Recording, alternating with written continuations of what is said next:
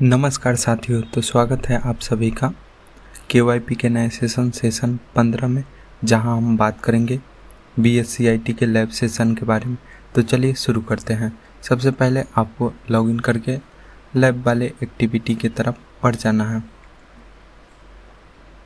प्रयोगशाला गतिविधि का पहला एक्टिविटी का नाम है एक बेसिक स्प्रेडशीट बनाएं और उसको फॉर्मेटिंग करें। तो इसी पे क्लिक करके स्टार्ट करना है, स्वीकार करें और आगे बढ़े। अब स्टार्ट एक्टिविटी पर क्लिक करके आपका पहला एक्टिविटी स्टार्ट हो जाएगा। अब यहाँ पे पहला सवाल भी आ गया है। माइक्रोसॉफ्ट एक्सेल खोले और न्यू वर्कबुक चुने। तो अब यहाँ पे एक्सेल खोलना है, तो आपको डिफ़ॉल्ट रूप से एक्सेल खुल के मिलेगा। आप चाहे तो इतना पर ही सबमिट कर दें, या नहीं तो फाइल टैब पर क्लिक करके न्यू पर जाके ब्लैंक वर्कबुक पर क्लिक करके आप सबमिट करेंगे। तो इस तरह से आपका पहला सवाल बन जाएगा। अगला सवाल है, पहली पंक्ति में सेल A1 में नेम, B1 में एज और C1 में सिटी टाइप करें ताकि ये कॉलम हेडर बने। तो आपको A1 सेल में जाना है, वहाँ पे आपको नेम लिख देना है। B1 सेल में जाके एज लिखना है और C1 में जाके आपको सिटी टाइप करना है ताकि ये कॉलम हेडर बन सके। तो टाइप करने के बाद आपको बस सबमिट कर देना है। अगला सवाल है, अब सेल A2 पर क्लिक करें और 5 दोस्तों का सैंपल डाटा दर्ज करें। उदाहरण रानी 16 गया। तो आपको 5 दोस्त का नाम, एज और सिटी तो इस तरीक़ा से लिख के आपको सबमिट करना है। अगला सवाल है, कंट्रोल B का उपयोग कर पहली पंक्ति हेडर को बोल्ड करें। तो आपको पहली हेडर पंक्ति को सिलेक्ट कर लेना है। सिलेक्ट आप माउस से भी कर सकते हैं या शिफ्ट बटन होल्ड करके एरो की से सिलेक्ट कर लेंगे। और सिलेक्ट करने के बाद कीबोर्ड से कंट्रोल बटन के साथ B बटन प्रेस करना है, जिससे आपका बोल्ड हो जाएगा। बोल्ड करने के बाद आपको सबमिट करना है। कभी कभी आप सही स्टेप बनाने पर भी ये सवाल नहीं बनता है, उस केस में आपको 1-2 बार सवाल को रीट्राई करना है, जिससे वो बन जाए। आप रीट्राई भी कर सकते हैं फिर से और सबमिट करेंगे। अब है हेडर की टेक्स्ट को सेंटर अलाइन करें। तो हेडर टेक्स्ट को आपको सेलेक्ट कर लेना है, ऊपर वाले तीनों को, और होम टैब अलाइनमेंट ग्रुप में सेंटर अलाइनमेंट एकदम बीच में मिलता है, उसी पे क्लिक करके आपका सेंटर अलाइनमेंट हो गया और सबमिट करेंगे। अगला सवाल है, हेडर का फॉन्ट कलर रेड करें। अब हेडर टेक्स्ट को आपको सिलेक्ट करना है। सिलेक्ट करने के बाद फॉन्ट कलर में जाके आपको रेड पर क्लिक करना है, जिससे आपका फॉन्ट कलर रेड हो जाए। अब सबमिट पर क्लिक करेंगे। कई बार होता है एक ही सवाल आप सही स्टेप से बनाने पर भी वो सवाल सही नहीं बनता। वैसे केस में आपको 1-2 बार ट्राई करना है, जिससे कि वो सवाल बन जाए।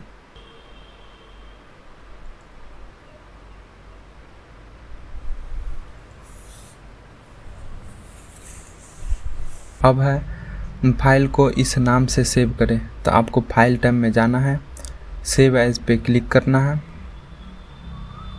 सेव एज पे क्लिक करके अब इंटर फाइल नेम वाले सेक्शन में यहाँ से फाइल का नेम सेलेक्ट करके कंट्रोल C बटन से आपको कॉपी कर लेना है, कंट्रोल C से, और वहाँ फाइल नेम वाले सेक्शन में जाके कंट्रोल V बटन प्रेस करके आप फाइल का नेम दे सकते हैं और बगल में सेव वाले बटन पर क्लिक करेंगे।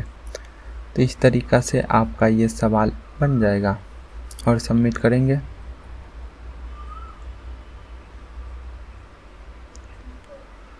तो इस तरीक़ा से आपका पहला एक्टिविटी पूरा हुआ। दूसरे एक्टिविटी की तरफ बढ़ेंगे। गणना करने के लिए मूल सूत्रों का प्रयोग करें। स्वीकार करें और आगे बढ़े। स्टार्ट एक्टिविटी पर क्लिक करके एक्टिविटी स्टार्ट करेंगे। दूसरा सवाल है, सेल E2 पर क्लिक करें, फिर टाइप करें सम का फार्मूला और इंटर दबाएं। यह फार्मूला मैथ, साइंस और इंग्लिश अंकों को जोड़कर टोटल मार्क्स देगा।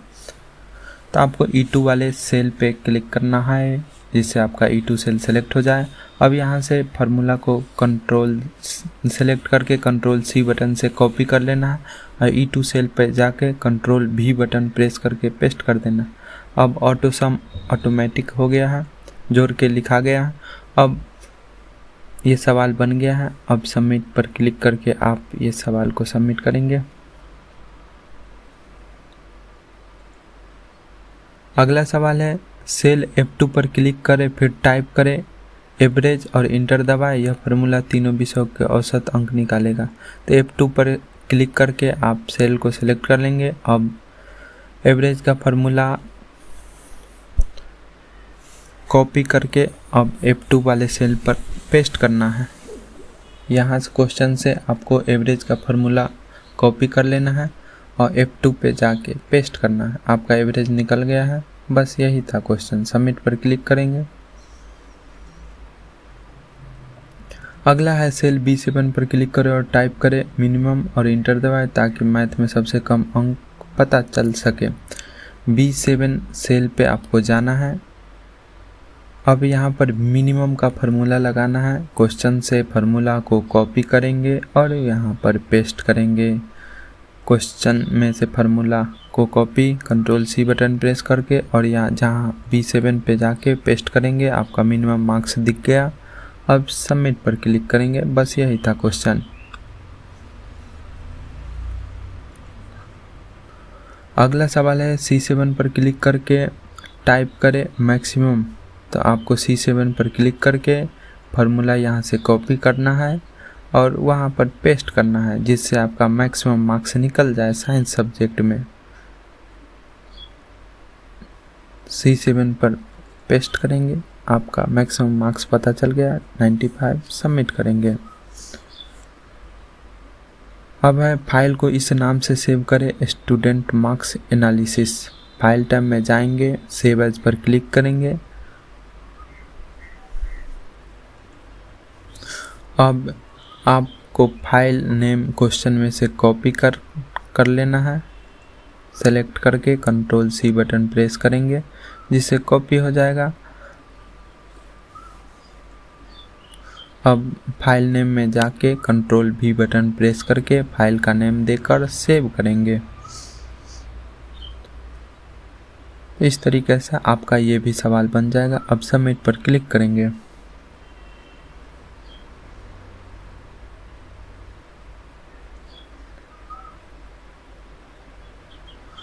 तो इस प्रकार से आपका दूसरा एक्टिविटी भी पूरा हुआ। अब अगले एक्टिविटी की तरफ बढ़ेंगे। वर्कशीट में डेटा सॉर्ट और फिल्टर करें। इस एक्टिविटी को स्टार्ट करके स्टार्ट एक्टिविटी पर क्लिक करके स्टार्ट कर लेंगे। आपका दूसरा सवाल खुला। कंट्रोल A का उपयोग कर पूरी टेबल को हेडर सहित चुनें। तो बस आपको कंट्रोल A बटन प्रेस करना है ताकि ये पूरा सेलेक्ट हो जाए। अब सबमिट पर क्लिक कर देना है। दूसरा है डाटा टैब में जाए और नेम कॉलम पर सॉर्ट A to Z पर क्लिक करें। सबसे पहले आपको डेटा को सिलेक्ट कर लेना है। सिलेक्ट करने के बाद आपको डेटा टैब में जाना है और सॉर्ट बाय के एरो पर क्लिक करके कॉलम A पर क्लिक करके ओके पर क्लिक करेंगे तो ये आपका सॉर्ट बाय लग जाएगा और सबमिट पर क्लिक करेंगे। अगला सवाल है डाटा टैब में फिल्टर विकल्प का उपयोग करें। तो आपका डाटा सेलेक्ट कर लेना है पहले,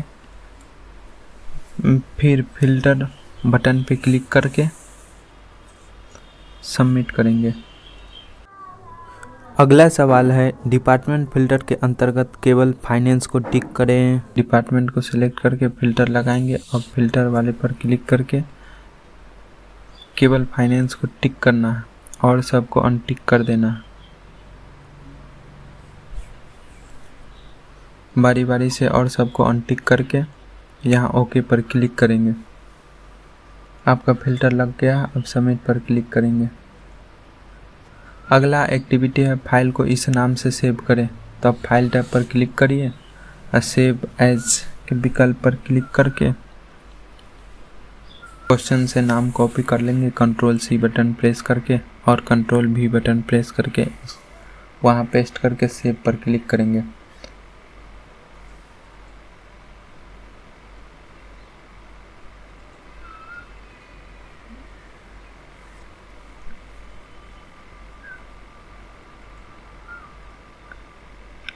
इस तरीक़ा से आपका तीसरा एक्टिविटी भी पूरा हुआ। चौथे एक्टिविटी का नाम है प्रैक्टिकल अनुप्रयोगों के लिए एक्सेल फार्मूलों का उपयोग करें। इस एक्टिविटी को स्टार्ट करके आगे बढ़ेंगे।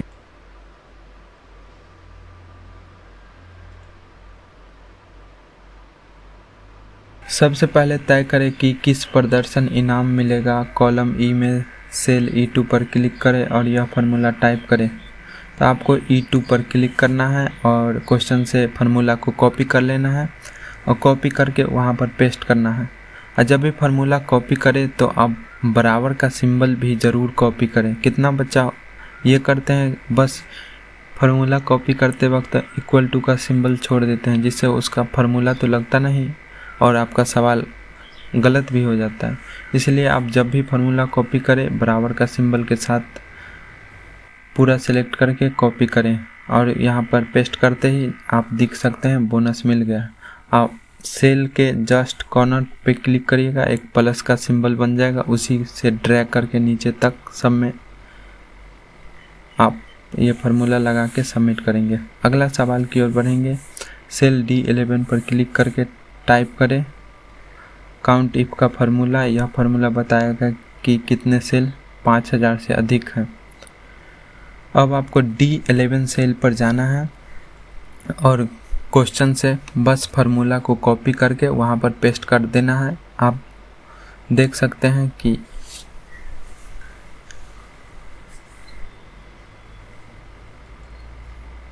इसमें पता चल गया कि 4 ही बंदा है जो 5000 से अधिक का सेल किया है।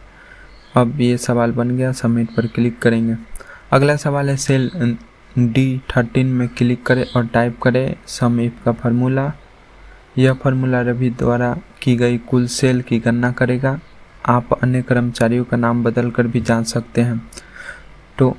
तो आपको D13 सेल में चले जाना है और बस आपको फार्मूला वहाँ से कॉपी करना है और यहाँ पर पेस्ट करना है।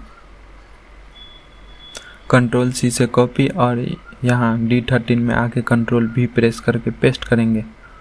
अब देख सकते हैं रवि कितना सेल किए हैं, उनका डाटा निकल गया है। बस आपको ये सबमिट करना है। अगला सवाल है सेल D15 में क्लिक करें और टाइप करें एवरेज। यह फार्मूला औसत बिक्री राशि बताएगा। D15 में आपको जाना है और क्वेश्चन से फार्मूला कॉपी करके बस वहाँ पेस्ट करना है। पेस्ट करते ही आप देख सकते हैं कि औसत बिक्री क्या है, ये मिल गया। अब सबमिट पर क्लिक करेंगे। अगला सवाल है फाइल को इस नाम से सेव करें सेल्स एनालिसिस। फाइल टैब में जाएंगे, सेव एज पर क्लिक करेंगे और क्वेश्चन से नाम को कॉपी कर लेंगे और नेम वाले सेक्शन में जाकर पेस्ट कर देंगे।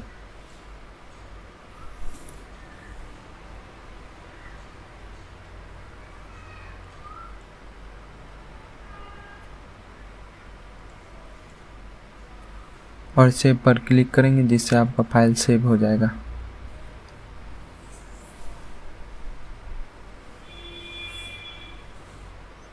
तो इस तरीके से आपका ये भी एक्टिविटी पूरा हो।